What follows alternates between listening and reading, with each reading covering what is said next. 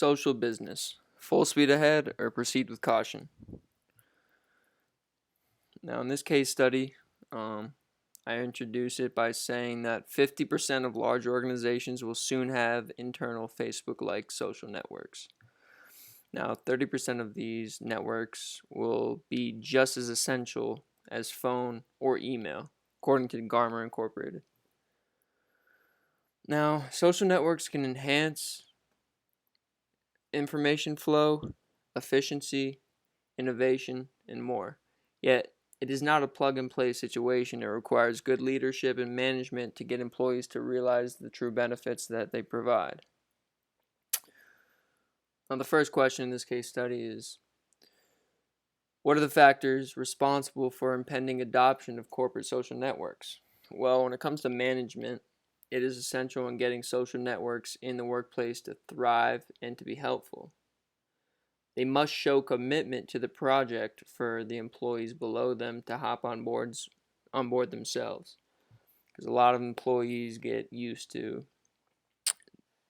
stuck in their ways, and when they see management start showing more passion for the social networks, they get on board as well. Managers also need to incentivize employees to spark their engagement with these platforms. So they just need to provide incentives for these employees to start using them more and more.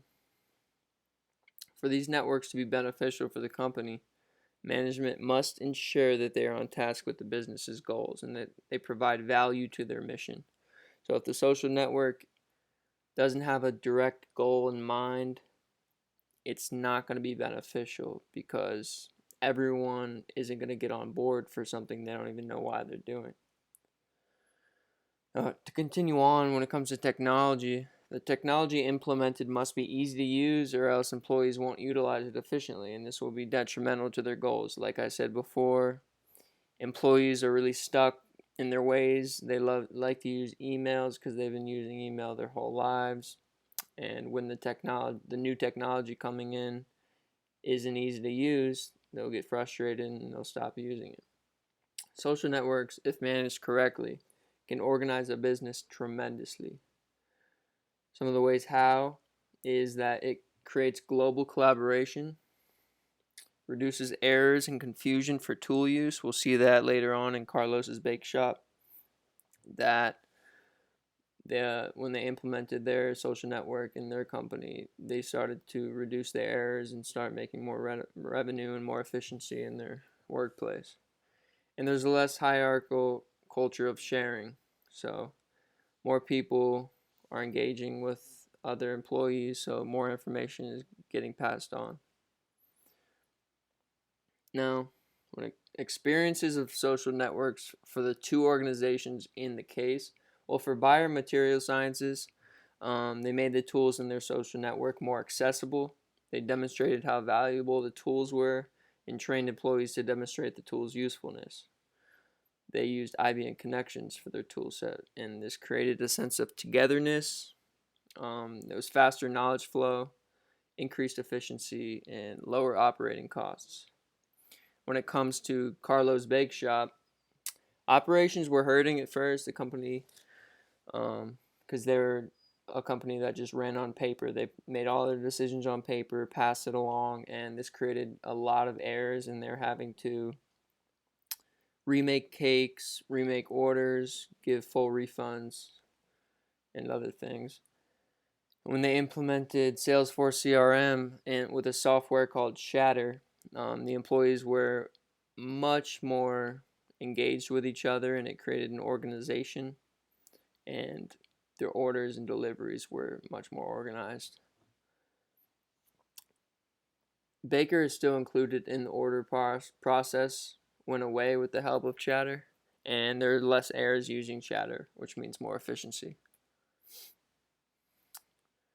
The reason these social network systems were so successful in these companies is that it interconnected all the employees within the hierarchy, and this created more collaboration and knowledge sharing, and their employees' jobs were made easier, which creates a recipe for success. Now, for the third question, should all companies implement internal enterprise social networks? Well, I believe with the right management, of course they should. Like it said in the very beginning of the case study, Gartner, 50% of large organizations will soon have internal Facebook-like social networks. So I mean, numbers are there. I think that when you have a good management, it can definitely help your company. And as long as these companies can overcome the challenges of starting a social network in their business, it can work out. So if they can get past the employees kind of being stuck in their ways and create a sense of purpose, I think it can work out. And I think all companies could benefit from being more social and less hierarchical.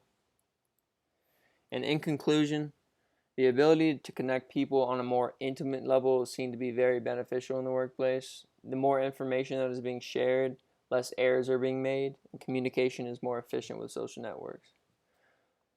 And as long as the internal network is goal-oriented and focused, and employees are being made accessible to this technology, the business can thrive. Now, some questions I have for you guys is, do all companies benefit from being interactive, or does too much connectedness get in the way sometimes? I really don't know when it comes to like factory working. I think interactiveness in factories is important just because you don't want to mess up orders. And that can be said with most other businesses, but I can't really think of a business that connectiveness would be detrimental.